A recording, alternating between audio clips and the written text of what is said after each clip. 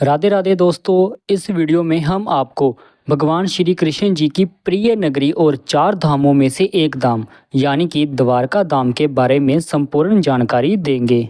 भगवान श्री कृष्ण जी की द्वारका नगरी गुजरात के द्वारका शहर में स्थित है। और इसी के साथ दोस्तों हमारे YouTube चैनल को सब्सक्राइब करना भी ना भूलें और कमेंट में राधे राधे भी जरूर लिखें। तो पहले बात करते हैं द्वारका नगरी में हम पहुंचे कैसे। तो सबसे बेस्ट और सस्ता ट्रैवलिंग रास्ता है ट्रेन। आपको सबसे पहले द्वारका रेलवे स्टेशन या फिर सोमनाथ स्टेशन या फिर आप वीरावल स्टेशन पर आ जाएं। आप अपने शहर से किसी भी स्टेशन से ट्रेन पकड़कर इन तीनों स्टेशनों में से किसी एक स्टेशन पर आ जाएं। अगर आप सोमनाथ या फिर वीरावल स्टेशन पर आएंगे तो यहाँ से ही आपको आगे द्वारका रेलवे स्टेशन की ट्रेन मिल जाएगी। यहाँ बाहर ही आपको प्राइवेट ऑटो मिल जाएंगे जो कि आपको द्वारका धाम भगवान श्री कृष्ण जी की नगरी पर ले जाएंगे, जिसकी दूरी लगभग 2 किलोमीटर की ही है। ऑटो वाला आपसे 20 रुपये चार्ज करेगा। दूसरा ऑप्शन है फ्लाइट। आप अपने शहर से किसी भी नज़दीकी एयरपोर्ट से फ्लाइट लेकर सीधे ही यहाँ पर जामनगर एयरपोर्ट आ जाएं। वहाँ बाहर ही आपको बस मिल जाएगी जो कि आपको द्वारका नगरी ले जाएगी। यहाँ से मंदिर की दूरी लगभग 133 किलोमीटर की है। अगर आपको ट्रेन से द्वारका आना है तो पहले आप एयरपोर्ट से 9 किलोमीटर की दूरी पर जामनगर रेलवे स्टेशन पर चले जाएं। वहाँ से ट्रेन लेकर आप सीधा ही द्वारका नगरी पहुँच जाएंगे। अब जब हम द्वारका नगरी पहुँच गए हैं तो बात करते हैं यहाँ पर रहने की व्यवस्था के बारे में। दोस्तों यहाँ पर आपको बहुत सारी धर्मशालाएं और प्राइवेट होटलों में रूम मिल जाएगा जो कि आपको 500 रुपये से लेकर 1500 रुपये में बढ़िया रूम मिल जाएगा।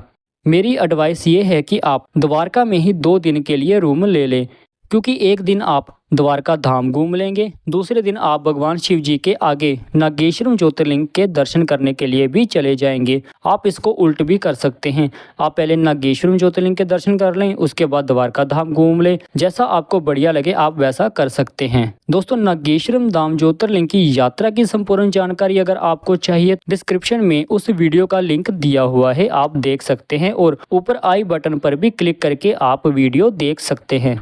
अब बात करते हैं यहाँ पर खाने की व्यवस्था के बारे में। आपको आसपास बहुत सारी दुकानें और रेस्टोरेंट ढाबे देखने को मिलेंगे जहाँ पर कि आप भरपेट बिल्कुल सस्ते में खाना खा सकेंगे। दोस्तों यहाँ पर गुजराती खाना खाना बिल्कुल भी ना भूलें।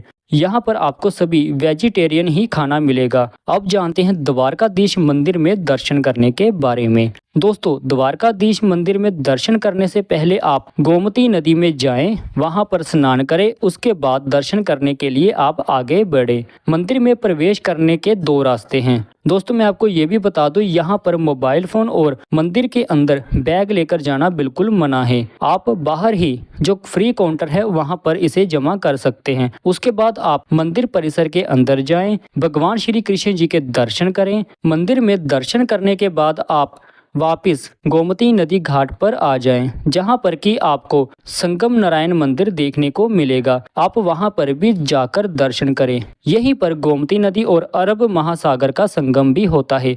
दोस्तों यहाँ पर कुछ मंदिर काफ़ी दूर दूर हैं। उसके लिए आप यहाँ पर ऑटो बुक कर सकते हैं या फिर 500 रुपये में एक्टिवा टैक्सी रेंट पर ले सकते हैं। 500 रुपये रेंट एक दिन का होगा और द्वारका के आसपास आप काफ़ी सारे मंदिर घूम सकते हैं। एक्टिवा में जो पेट्रोल होता है वो आपको खुद डलवाना होगा। अगर आप अपनी फैमिली के साथ गए हैं तो आप यहाँ पर प्राइवेट टैक्सी भी कर सकते हैं जो कि आपसे 1500 रुपये से लेकर 2000 रुपये तक का चार्ज करेगी और आपको द्वारका से नागेश्वरम धाम और वहाँ पर आसपास के सभी मंदिरों में घुमाकर वापस भी ले आएगी। यहाँ पर दर्शन करने के बाद आप चले जाएं बड़केश्वर महादेव मंदिर, जो कि यहाँ से लगभग 1.5-2 किलोमीटर की दूरी पर ही है। यहाँ पर आपको समुद्र का बहुत ही सुंदर व्यू भी दिखेगा और शास्त्रों में ऐसा माना जाता है कि यहाँ पर 5000 साल पहले जो शिवलिंग है वह खुद ब खुद प्रकट हुआ था। यहाँ पर भी आप जाएं और दर्शन करें। द्वारका में और भी काफ़ी सारे प्राचीन मंदिर हैं, आप वहाँ पर भी जरूर जाएं।